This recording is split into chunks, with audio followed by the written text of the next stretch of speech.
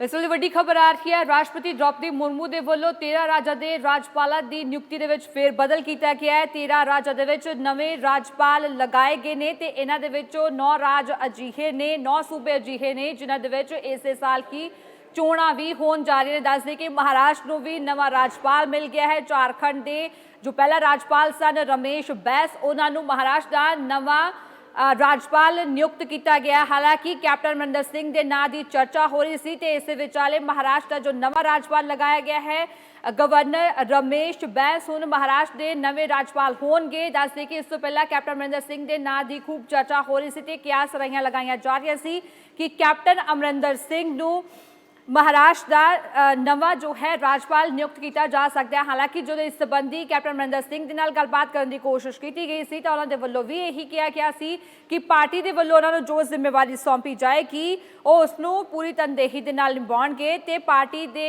ਹੁਕਮਾਂ ਦੇ ਅਨੁਸਾਰ ਹੀ ਕੰਮ ਕਰਨਗੇ। ਤੇ ਇਹਨਾਂ ਸਾਰੀਆਂ ਚਰਚਾਵਾਂ ਦੇ ਵਿਚਾਲੇ ਮਹਾਰਾਸ਼ਟਰ ਨੂੰ ਨਵਾਂ ਰਾਜਪਾਲ ਮਿਲਿਆ ਹੈ। रमेश बैस ਦੀ नवे राजपाल के तौर पर नियुक्ति हुई है। ज़्यादा गलबात लिए साडे फोन लाइन पर मौजूद ने पत्रकार अजय झा। अजय, महाराष्ट्र में जो अभी इससे पहले जो नया अब गवर्नर नियुक्त किया गया राष्ट्रपति द्रौपदी मुर्मू की तरफ से, पहले कैप्टन अमरिंदर सिंह के नाम की चर्चा खूब हो रही थी, इसके लिए लेकिन निश्चित रूप से काफी लंबे अरसे से इस बात की चर्चा थी कि पंजाब के पूर्व मुख्यमंत्री कैप्टन अमरिंदर सिंह बीजेपी में शामिल हुए और उसके बाद से ही ये चर्चा थी कि उनको महाराष्ट्र का गवर्नर बनाया जा सकता है, क्योंकि वहां के जो गवर्नर थे भगत सिंह कोश्यारी वो काफी लंबे अरसे से पदमुक्त होना चाहते थे। इसको लेकर उन्होंने पत्र भी लिखा था प्रधानमंत्री को और आज जब महाराष्ट्र के गवर्नर रमेश बैस को बनाया गया है तो उस सारे अटकलों पे विराम जरूर लग गया है। लेकिन चर्चा यही थी कि जिस तरह से कैप्टन अमरिंदर सिंह का कद है और उनको जिस तरह से बीजेपी के राष्ट्रीय कार्यकारिणी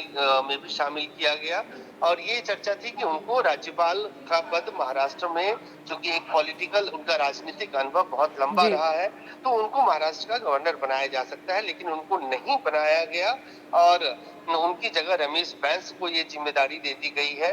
तो अब इन अटकलों पर फिलहाल पूर्ण विराम लग गया है। लेकिन आज राष्ट्रपति द्रौपदी मुर्मू की तरफ से 2 लोगों के इस्तीफे स्वीकार किए गए हैं, जिसमें एक भगत सिंह कोश्यारी है, दूसरे जो है राधा कृष्ण माथुर है, लेफ्टिनेंट गवर्नर लद्दाख के। उनकी जगह पे अब रिटायर्ड ब्रिगेडियर बीटी मिश्रा को लद्दाख की जिम्मेदारी दी गई है, जो अभी अरुणाचल प्रदेश में अपॉइंटेड थे।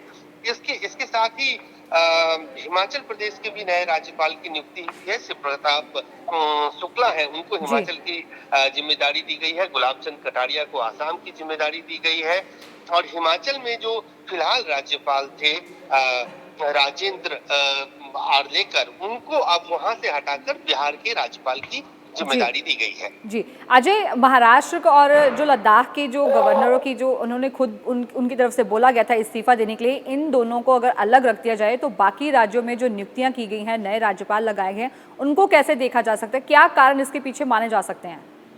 देखिए, 2 राज्यों के, एक तो लद्दाख के और दूसरा जो महाराष्ट्र के राज्यपाल भगत सिंह कोश्यारी हैं, इनकी तो पदमुक्ति हुई है।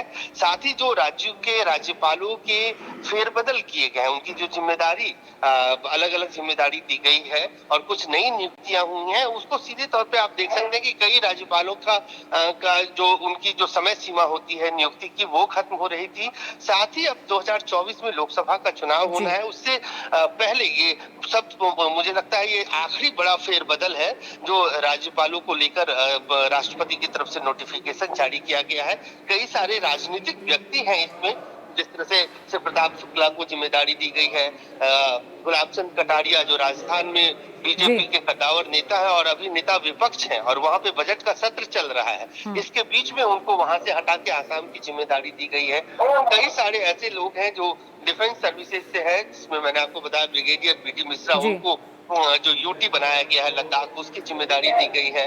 इसके साथ ही जो फग्गू चौहान है, जो बिहार के अभी फिलहाल राज्यपाल थे, उनको वहां से हटाकर अब अरुणाचल मेघालय भेज दिया गया है।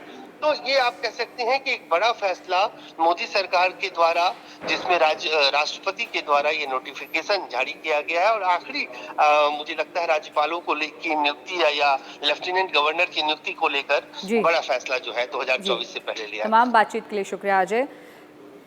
ਸੋ ਰਾਸ਼ਟਰਪਤੀ ਦ੍ਰੌਪਦੀ ਮੁਰਮੂ ਦੇ ਵੱਲੋਂ ਦੇਸ਼ ਦੇ 13 ਰਾਜਾਂ ਦੇ ਗਵਰਨਰ ਬਦਲੇ ਗਏ ਨੇ ਤੇ 9 ਰਾਜਾਂ ਦੇ ਵਿੱਚ 9 ਸੂਬੇ ਦੇ ਵਿੱਚ ਇਸੇ ਸਾਲ ਹੀ ਚੋਣਾਂ ਹੋਣ ਜਾ ਰਹੇ ਨੇ। ਇਸ ਤੋਂ ਇਲਾਵਾ ਮਹਾਰਾਸ਼ਟਰ ਦੇ ਗਵਰਨਰ ਦੀ ਜੇਕਰ ਗੱਲਬਾਤ ਕੀਤੀ ਜਾਵੇ ਤਾਂ ਕੈਪਟਨ ਅਮਰਿੰਦਰ ਸਿੰਘ ਦੇ ਨਾਂ ਦੀ ਖੂਬ ਚਰਚਾ ਹੋ ਰਹੀ ਸੀ ਤੇ ਕਿਆਸ ਅਰਾਈਆਂ ਲਗਾਈਆਂ ਜਾ ਰਹੀਆਂ ਸੀ ਕਿ ਕੈਪਟਨ ਅਮਰਿੰਦਰ ਸਿੰਘ ਨੂੰ ਉਹਨਾਂ ਦੇ ਪੋਲੀਟੀਕਲ ਕਰੀਅਰ ਦੇ ਐਕਸਪੀਰੀਅੰਸ ਨੂੰ ਵੇਖਦਿਆਂ ਹੋਇਆਂ ਉੱਥੇ ਦਾ ਰਾਜਪਾਲ ਨਿਯੁਕਤ ਕੀਤਾ ਜਾ ਸਕਦਾ ਹੈ। ਪਰ ਇਹਨਾਂ ਕਿਆਸ ਅਰਾਈਆਂ ਤੇ ਉਸ ਵੇਲੇ ਵਿਰਾਮ ਲੱਗ ਗਿਆ ਜਦੋਂ ਰਮੇਸ਼ ਬੈਂਸ ਨੂੰ ਮਹਾਰਾਸ਼ਟਰ ਦੇ ਨਵੇਂ ਰਾਜਪਾਲ ਦੇ ਤੌਰ ਤੇ ਨਿਯੁਕਤ ਕੀਤਾ ਗਿਆ। ਇਸ ਤੋਂ ਪਹਿਲਾਂ ਰਮੇਸ਼ ਬੈਂਸ ਝਾਰਖੰਡ ਦੇ ਗਵਰਨਰ ਸਨ ਤੇ ਹੁਣ ਉਹਨਾਂ ਨੂੰ ਮਹਾਰਾਸ਼ਟਰ ਦਾ ਨਵਾਂ ਗਵਰਨਰ ਥਾਪ ਦਿੱਤਾ ਗਿਆ।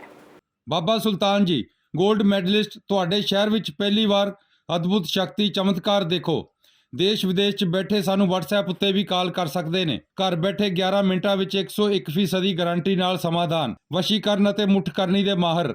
ਸਭ ਤੋਂ ਪਹਿਲਾਂ ਕੰਮ ਕਰਨ ਦਾ ਵਾਅਦਾ। ਨੌਕਰੀ, ਪ੍ਰਮੋਸ਼ਨ, ਕਾਰੋਬਾਰ ਵਿੱਚ ਪਰੇਸ਼ਾਨੀ, ਘਰ 'ਚ ਝਗੜਾ, ਬਰਕਤ, ਔਲਾਦ ਕਹਿਣੇ ਤੋਂ ਬਾਹਰ ਹੋਣਾ, ਕੋਰਟ ਕੇਸ, ਤਲਾਕ, ਪ੍ਰਾਪਰਟੀ ਡਿਸਪਿਊਟ, ਗੁਪਤ ਰੋਗ, ਪੁਰਾਣਾ ਦਰਦ, ਪਤੀ ਪਤਨੀ ਵਿੱਚ ਅਣਬਣ, ਜਾਦੂ ਟੂਣਾ, ਮਨਮੋਹਣੀ, ਵਸ਼ੀਕਰਨ ਕਰਵਾਉਣਾ ਜਾਂ ਤੁੜਵਾਉਣਾ, ਸੌਤਨ ਦੁਸ਼ਮਣ ਤੋਂ ਛੁਟਕਾਰਾ ਸਦਾ ਲਈ, ਰੁੱਸੇ ਨੂੰ ਮਨਾਉਣਾ, ਪਿਆਰ ਮੁਹੱਬਤ। ਬਾਬਾ ਸੁਲਤਾਨ ਜੀ 87 913 81 830।